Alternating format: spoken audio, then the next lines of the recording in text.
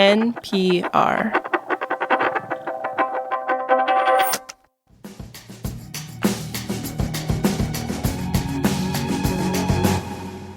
This is The Indicator from Planet Money. I'm Adrian Ma. And I'm Paddy Hirsch. The United Arab Emirates, one of the wealthiest of the Gulf states and home to the vaunted city of Dubai, has requested something called a currency swap line from the US. And it's not just the UAE. Treasury Secretary Scott Bessent said a number of allies in the Gulf region and in Asia have requested swap lines, although he did not say which those countries are. He said they would need those lines, that access to US dollars, to help deal with energy shocks and other fallout from the Middle East war. He also said the US would benefit from providing a swap line to the UAE. Now, there's some talk that the UAE's withdrawal from the OPEC cartel this week might have been part of a swap line deal, but that hasn't been confirmed.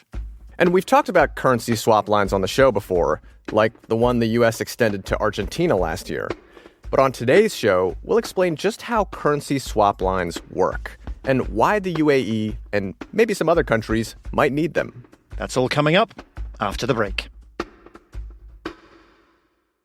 This message comes from Indeed. Hiring? Do it the right way with Indeed's sponsored jobs. Claim a $75 sponsored job credit to get matched with quality candidates at Indeed.com/podcast. Terms and conditions apply.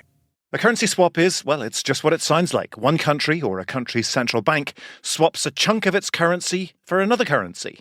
So in this case, if President Trump approves this swap line to the United Arab Emirates, the U.S. would swap a certain amount of dollars for UAE dirhams for a certain period of time, but probably not right away. Rachel Ziemba is an economic risk specialist and a senior fellow at the Center for a New American Security. So typically a swap line works that there is an option to draw on the liquidity rather than one needs to. Liquidity, the ability to turn on the dollar tap and make that money flow. The US has extended that privilege via currency swap lines many times in the past, including, of course, to Argentina last year. It extended lines to 14 countries during the 2008 financial crisis, but not all of them needed to use the US dollar faucet. Just having the option was enough. In a sense, the symbolic nature and additional liquidity provided by knowing that it existed provided some solace to banks and other institutions that there would not be shortages of foreign currency liquidity. Currency swap lines are like backstops, in other words. And it's not just the U.S. that offers them. China is a big provider. The UAE itself recently extended a currency swap to its neighbor, Bahrain. The swap lines are there to give the recipient access to an alternative means of spending if things happen to go awry in their economies. So how do they work? Well, imagine you have a niece who's about to go to college in the US. She's got some dollars for spending money, but actually most of her savings are in Bitcoin. Bitcoin? Yeah, well, don't ask.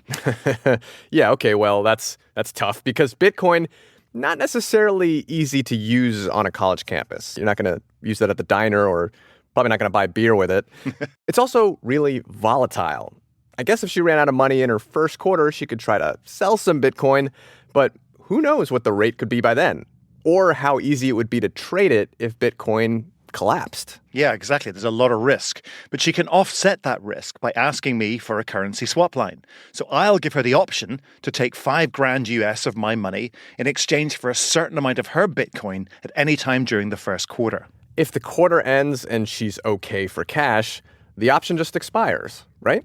Yeah, but if she burns through money halfway through the quarter, then she can exercise that option. So that would mean I deposit $5,000 into her bank account. In return, I get 0.000013 Bitcoin, or whatever rate we agree on. And that could be the rate on the day of exchange or the rate on the day the line is offered. It depends. And that's the thing about currency swap lines. Every one is bespoke, with different terms. That's right. And they all last different terms too.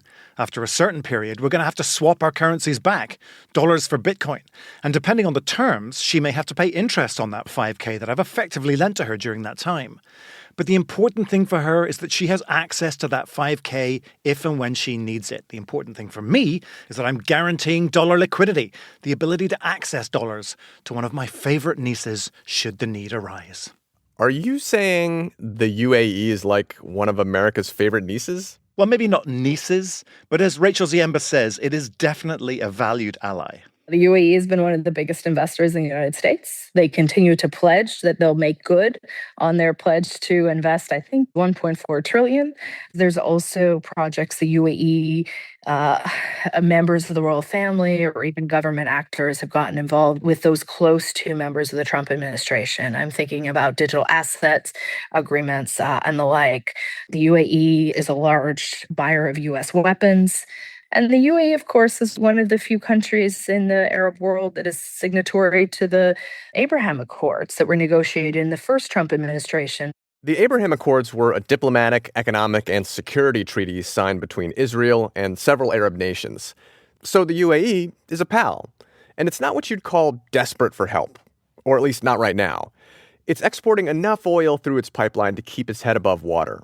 On paper, the UAE seems to be in great shape. The UAE is a country that has over $2 trillion in foreign currency assets, has $300 billion in central bank reserves. In other words, the UAE has a ton of dollars to hand, but a lot of them are owned by foreign investors and residents who could withdraw at a moment's notice if they get wigged out by the way the war is going and decide to get out of the Gulf. Which is not beyond possibility. The Financial Times reported that 30,000 Brits alone have left the UAE since the beginning of the war, and more could follow. If they take their money with them, it could put pressure on the UAE central bank and the dirham. Now, there's no clear evidence right now that the UAE is facing capital outflows of that magnitude. But nonetheless, as a sort of liquid market, this is something they're worried about. The UAE feels like it might just need a backstop. And that's part of the reason that it's asking for this currency swap line. But Rachel says there's another more subtle message buried in the request. It's not so much just about strength of policy. It's about alignment with the U.S. So the UAE, even more than its neighbors, has gone out of its way to signal the U.S. is their preferred partner for AI development. The U.S. is the preferred partner for security. So the UAE is sending this rhetorical message to the United States, and in a way, the swap line would be part and parcel of that. But what about the U.S.? What's in it for America? Rachel says there are a number of reasons why the U.S. would want to help out this way. Helping the UAE could help America. Here in this context, the UAE would be selling dollar assets maybe to purchase other things, maybe even purchase U.S. goods. So you could have a circumstance which is that the dollar has stabilized and even strengthened a bit. Okay, support for the dollar. Cool. Another reason? To keep pressure off our stock and bond markets. After all, the UAE is a big investor in the US. It holds treasuries. It holds American shares. So some of the argumentation would be help us so that we don't have to sell those US dollar assets, which might then put pressure on, say, US Treasury markets or US equity markets. All of this is to say that a currency line is a pretty simple thing on the face of it. But like a swan gliding on the water, there's a lot going on under the surface. Hidden signals, subtle reminders, and of course, a healthy pinch of enlightened self-interest. An invisible hand, you could say. Adam Smith would be proud, Patty. I do hope he would, Adrian. I do hope so. This episode was produced by Cooper Katz-McKim and engineered by Robert Rodriguez. It was fact-checked by Sierra Juarez. Kagan Cannon is our editor, and The Indicator's a production of NPR. This message comes from 1-800-Flowers. Know someone in your life celebrating a birthday? They deserve to feel truly celebrated. That's what 1-800-Flowers has helped people do for 50 years, turning everyday gestures into meaningful moments of connection. And this April, during 1-800-Flowers' 50th birthday celebration event, when you buy one bouquet, get a second bouquet 50% off at 1-800-Flowers.com/NPR. This message comes from MIDI Health. Co-founders Dr. Kathleen Jordan and CEO Joanna Strober discuss why they started a virtual care platform for women in perimenopause and menopause. The symptoms and experiences that women have in midlife, I think, were underappreciated or possibly even trivialized. The changes of perimenopause and menopause create a broad spectrum of symptoms and can actually lead to long-term health issues, but too few clinicians are trained in it.